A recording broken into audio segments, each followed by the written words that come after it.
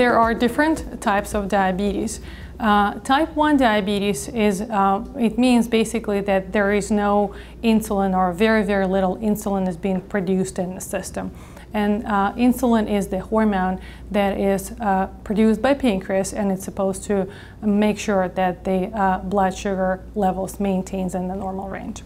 People who have type 1 diabetes, a lot of times they have autoimmune condition when immune system attacks pancreas and reduces the insulin production by the pancreas. People with type 1 diabetes usually diagnosed earlier in life. A lot of times kids and teenagers diagnosed. However, sometimes people in their 40s and 50s can still develop type 1 diabetes. People with type 1 diabetes need to be treated with insulin. That's the only option. There are different ways on how insulin can be given. Usually we start with the subcutaneous insulin injections, and later on a lot of people recommended to go with the insulin pump. Type 2 diabetes defined by two different things.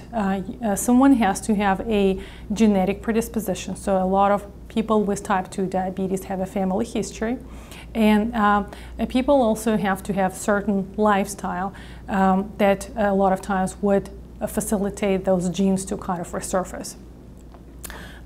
When people just initially being diagnosed with type 2, a lot of times they can do just fine with the pills or non-insulin injections. Majority of people with type 2 diabetes don't need to be on insulin. Occasionally though, as time goes on, their own pancreas stops producing insulin, and sometimes even people with type 2 need to take insulin. Houston Healthcare has a great resource for patients with type 2 diabetes. Educare provides a variety of different educational classes, including general diabetes management, gestational diabetes, and nutritional classes.